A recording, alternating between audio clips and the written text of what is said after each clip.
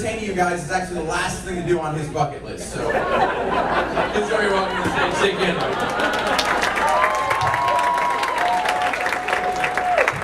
Hey, let's hear it for Big Kendall. Come on. I appreciate the applause when I came up at my age. I need all the help I can get. But if you think I'm old, you should have known my dad. He lived to be 95. I said, Dad, what's the best thing about being 95? He said, no peer pressure. Dad was a great guy. He was always doing things for other people. He was driving until he was 93. Not for me in the car. I told that to a friend one time. He says, yes, I want to die quietly in my sleep the way my grandfather did. Not screaming with the passengers in his car. So I told Dad that he quit driving. But one thing Dad always had time for, those coupons. He didn't want to get behind the grocery store. In fact, one time we were going to lunch. It happened to be my wife and my anniversary. He looks over at me and says, we know there's a special occasion for you. I want you to take you someplace really nice and want you to choose. Pick any coupon you want. So I thought I'd kid him. I said, Dad, you're not going to die if you find a coupon on a funeral. My mother says, well, I sure hope it's not buy one, get one free.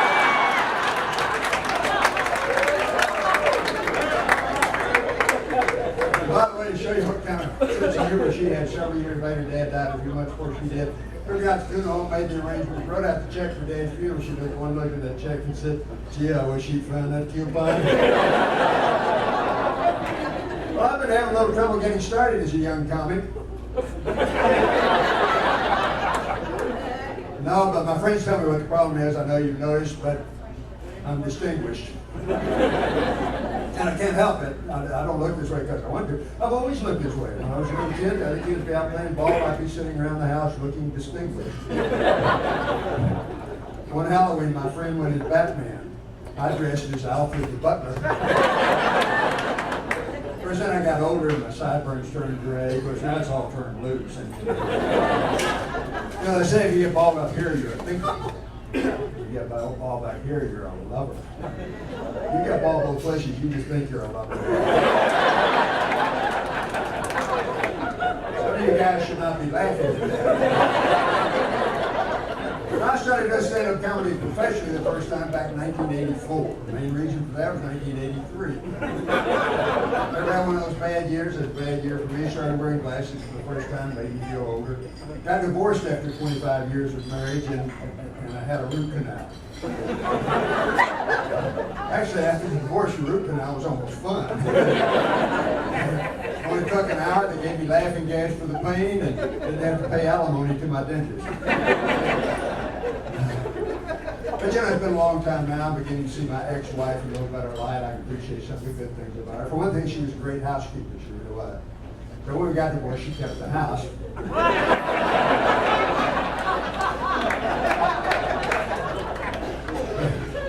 But I think the worst thing about being single at middle age is learning to date all over again after 25 years.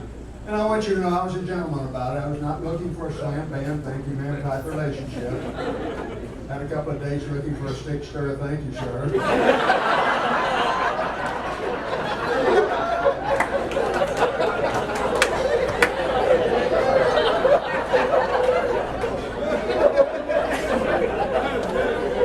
I'll wait.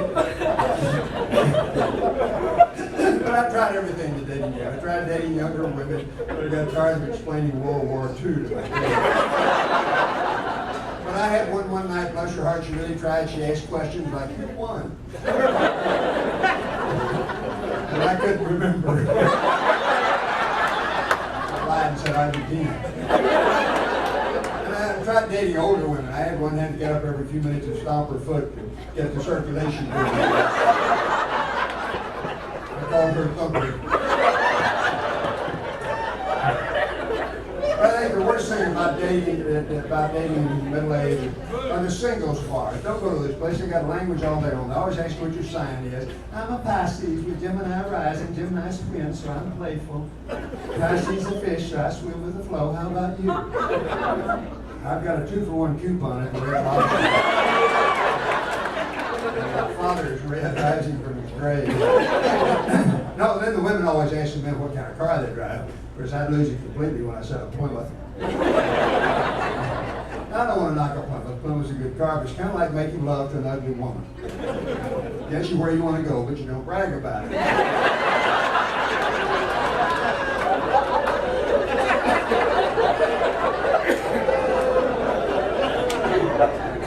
Now that somebody gets offended at that, I'm never sure whether it's a Plymouth driver or an ugly woman.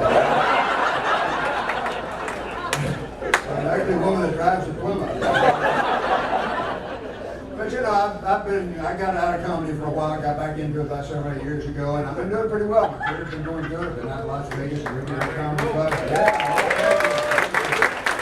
And you can see me on that new TV show, Last Comic Breathing.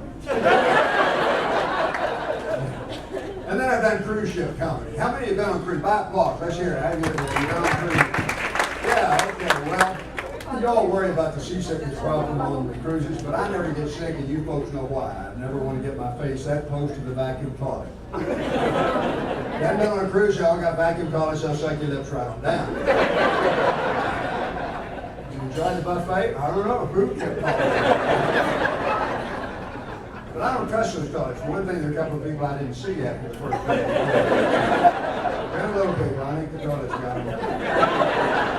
By the way, I was on a cruise ship the other day, true story, had a little sign by all the vacuum toilets. It said, "Do not flush while seated." There's a whole new meaning to going down with the ship.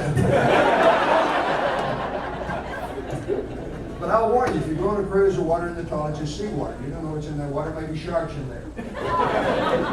Could be the great white butt-biting shark. It's actually a very small shark that only bites great white butts. So you black people are safe. And skinny people, you're okay. I don't know. Everybody worries about the seasickness problem on a cruise ship. Somebody deal with the old-fashioned way, you stay drunk for the whole trip. And of course that works. I mean, you still throw up, you just don't know what caused it. And I was on a cruise ship the other day, true story, in a hurricane. The ship was bouncing. One guy was so drunk he was walking straight. But you know, with all the drinking that goes on, nobody ever gets out of line. Except one guy I need to tell you about. One night I was going to bed early trying to get a good night's sleep. Just about asleep as I knock at the door. I go to the door, there's a drunk standing there. Is this my room? I said, no, it's not your room, it's my room. I closed the door and went back to the 3 more times that guy comes back, same question. No, it's not my room. I thought if that guy comes back 1 more time, I'm going to put him on the vacuum toilet and flush him. Sure enough, knock on the door, go to the door, same drunk. Is this my room? I said, no, it's not your room, it's my room. Damn, you got every room on the whole ship.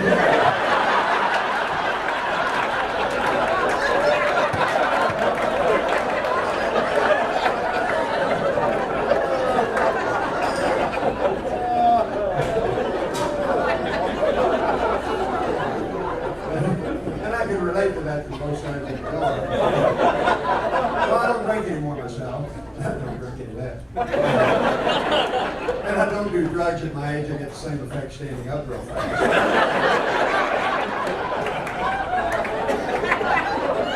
You got pot, I got lazy boy. Now, you've been on the cruises. I know you've been on the tours. You haven't been on the cruise. All the ships go into foreign countries. They take you on a tour of that city. Then they take the women shopping. The women take the men along so they can answer this question: how much is that in America? We men get our calculators out and lie to them so they won't spend too much. That one lady was into that so much, she was in China, she went down every item on the menu and asked the waiter, how much is that in America? He didn't even know how much it was in Chinese. That woman would go on every tour and sit on the front seat of the bus and ask the stupidest question. We were in China. This guy was so proud of what they were doing for the Olympics. He said, that stadium will seat 87,000 people. She says, how much is that in America? So we got out a calculator and figured about 23,000. Those Chinese kind of little people. But what I liked about China was the Great Wall. I know some of you have been there. But what I noticed is up on top of the Great Wall, they got a walkway, and there was a lady up there who had a card table with a telephone on it. And she had a sign, she didn't speak English, but her sign in English said, you can call anywhere in the world for 3 minutes for $10. I thought, that's too good to pass up. I gave her my $10. Called my daughter in Austin. I said, Susie, I'm calling you from atop the Great Wall of China. She says, no way. What kind of phone is that? I said, it's a wall phone.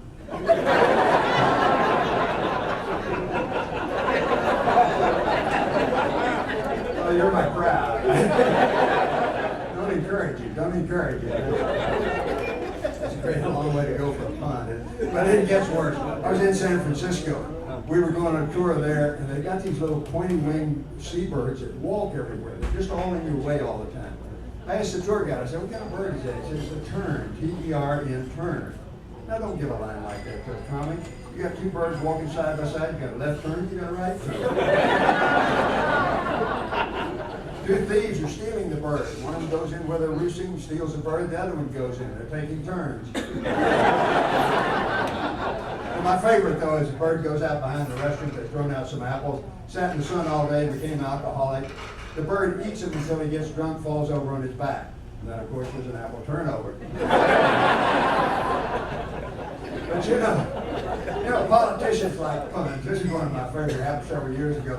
It seems our State Department sent a table tennis team to China on a goodwill tour. The Chinese invented table tennis, but we won. So two of our senators, true story, Howard Fong of Hawaii and William Spong of Virginia, got together and sponsored a bill in Congress to ask the churches in Hong Kong to ring their bells to welcome our victorious table tennis team out of China. The bill did not pass because they insisted on calling it the Spong Fong Hong Kong Ping Pong Ding Dong Bell.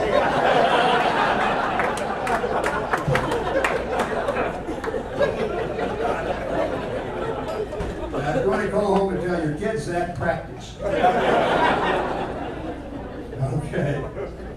Now I'm doing retirement parties now. I know you're not surprised. But that's easy, because all I do is tell people what I've learned as I've gotten older. One of the things I've learned is I look better in a suit than I do naked.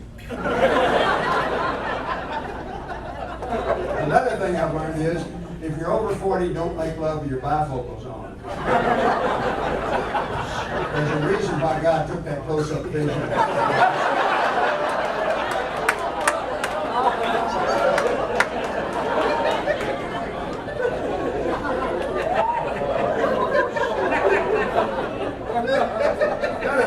If an old guy asks you if you got any last night, he's probably talking about sleep. Another thing I've learned is that all the ads for senior citizens are written by kids. They haven't got a clue. I'll give you an example. Centrum Silver. It's a great time to be silver. No, it's not. It just beats the hell out of dying. I think their slogan ought to be, old age is health. Maybe these pills will help. And I live in a retirement community. One of the kids in the marketing department trying to sell some lots put a billboard out on the highway that said, you can retire any place but live it up in country place. I just thought the billboard ought to say if you're old, you'd be home now. But we got a lot to do in country place. One of my favorite things is Valentine's Day. Well, Valentine's Day, every year we have a Valentine's dance at 2 o'clock in the afternoon. I think that's right. You get turned on dancing with your wife, you can go home, make love, be through in time for the early bird special at the Golden Corral. But my favorite story, though, is five old widowers got together there every morning for coffee. One of them turns 85 to celebrate his birthday. The other 4 go together and hire a hooker to go to his house. She goes to his house, she says, I'm here to offer you super sex. He says, I'll take the soup. I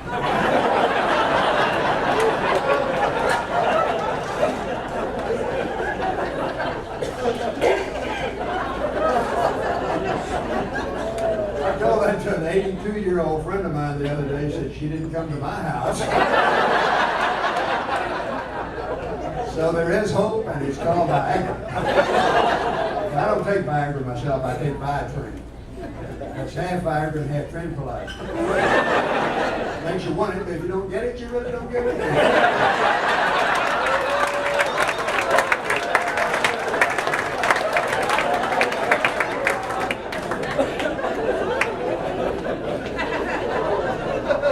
I didn't retire when I could have, and I had plenty of money, you know.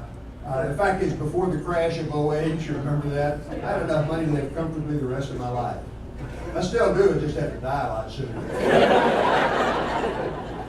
But you know, people ask me why I got back into comedy at my ripe old age. I say because laughter is so important. It's been proven that 15 minutes of laughter is better for your heart than 30 minutes of exercise. Look at Dick Cheney. You ever see that man laugh? How many heart attacks has that guy? I mean, he shoots lawyers in that way. Oh, one of the bad things about being successful in this career is I'm having to travel a lot more, and I hate flying. Actually, it's not the flying I hate, it's crashing and burning. I don't like that. But, you know, we had the terrorists. Remember 10, 12 years ago, the terrorists came in and had a shoe bomb. And so ever since then, we've all been taking our shoes off, putting them in the little deal to go through the conveyor. This last terrorist had it in his underwear. I could hardly wait for my next flight. But no, now they've got a machine that can see through your clothing. Of course, that's not new. I thought that up to 7th grade.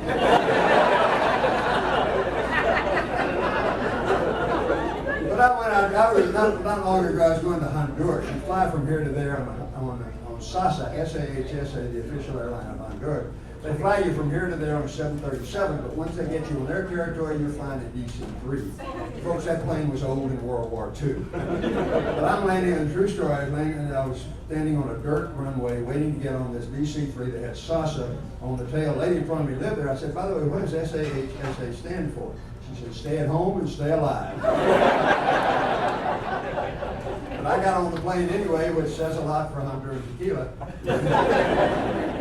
But you know, I read something really disturbing the other day.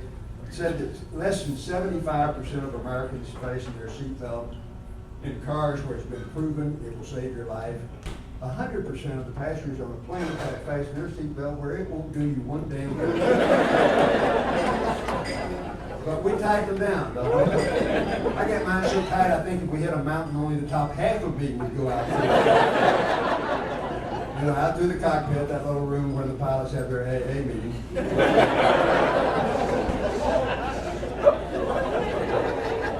They're a slow crowd, but it's good. I finally had a stewardess though that had a sense of humor. She said, if you're dealing with a small child, place a mask over your nose and mouth before assisting the child. If you're traveling with 2 children, decide which one you like better.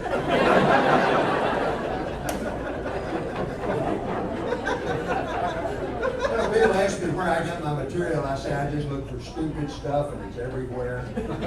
Like this business of same-sex marriage. What's the big deal? We've had that forever. You get married, you have the same sex. And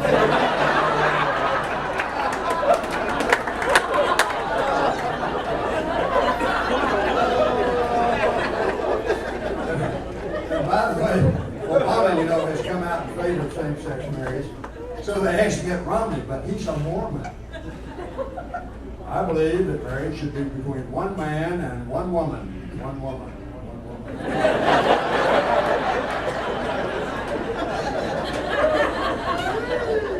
And I don't know that that's true, but all 5 of his sons are the same age.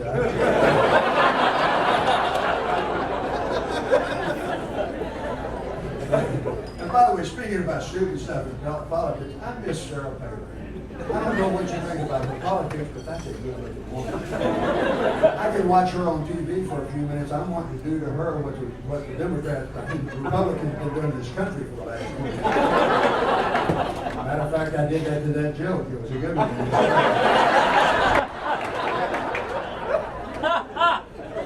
Stupid stuff about doctors. My wife had an eye infection. The doctor prescribed steroids. She took 4 shots a day for 7 days. End of 7 days, her eye wasn't any better, but she hit 3 home runs and pitched to no hit. Stupid stuff about doctors. I went last week for a colonoscopy. That's where they stick a camera up your butt. See if you have cancer. Don't do it. They say at my age it's necessary. No, it is not. Besides, they take pictures in there and give you copies to show your friends. But you know, my proctologist is such a grouch, and why should he be? Look where he works. You think you work with a bunch of assholes. Stupid stuff about doctors. Woman goes to gynecologist after the exam, the doctor says, I got good news and bad news. What's the bad news? The vibrator you got stuck in there is stuck and I can't get it out. What's the good news? I put in a new battery.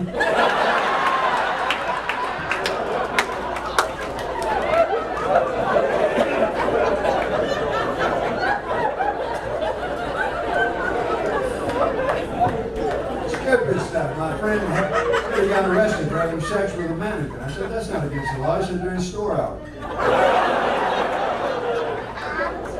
Stupid stuff. The Academy stores, you know, they get you pumped up and all in good shape. The one out on the Gulf, on the Katy Freeway, has an escalator to the second floor where you can buy a stair climbing machine. And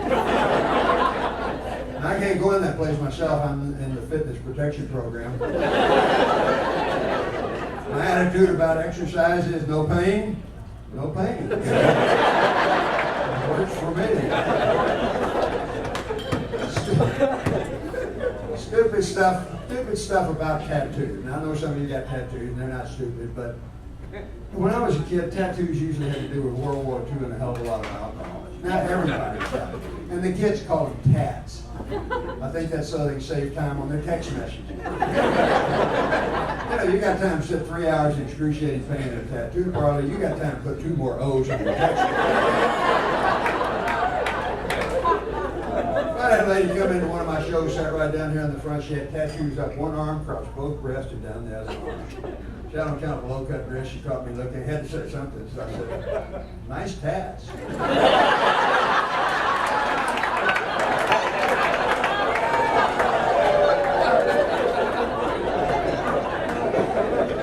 That's kind of a tit for tat joke. You know, everybody likes tits. Women like tits. Men love tits. God likes tits. You look down and say, what can I do to make fat look sexy? I know, put a nipple on it.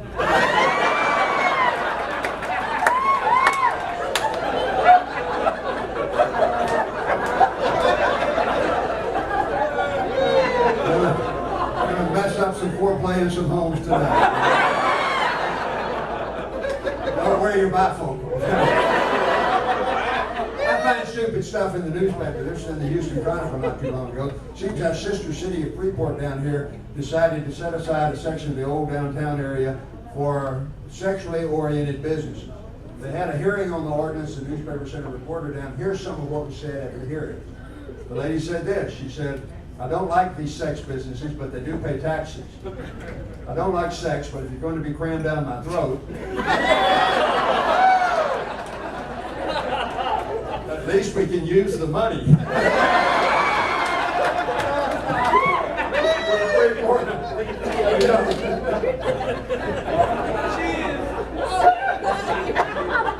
And he wears his bifocals every day. No, here's what the city councilman said. He said the main purpose of this ordinance is to keep these sex people from coming. But if they do come, it'll be hard on them. Penalties will be stiff. It's in the paper. Stupid stuff about religion. Like if Jesus was really a Jew, how come he had a Mexican name?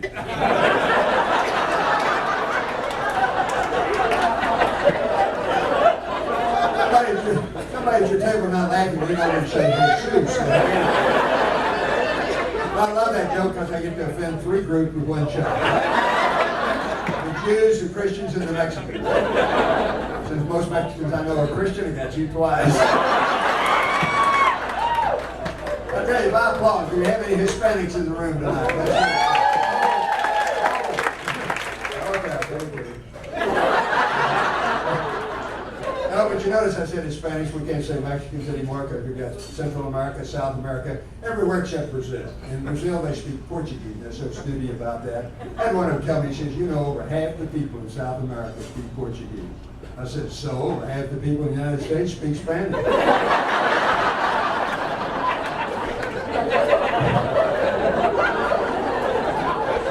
But I love you people. I want you to remember that when you take over.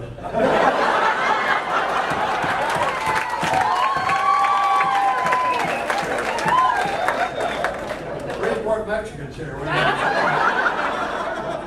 Can't take it over.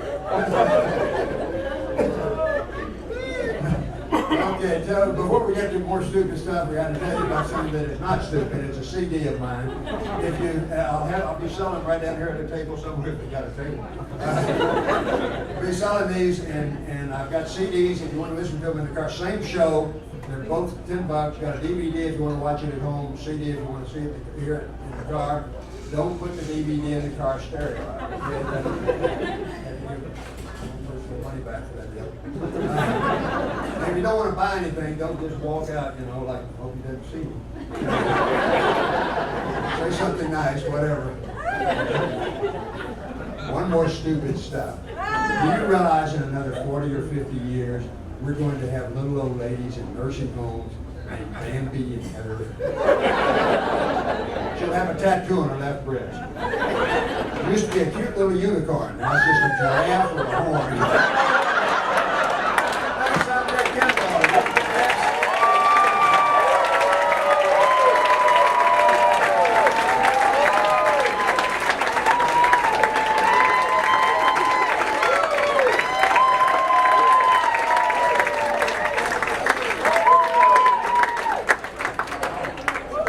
One more time for Dick Kendall, everybody.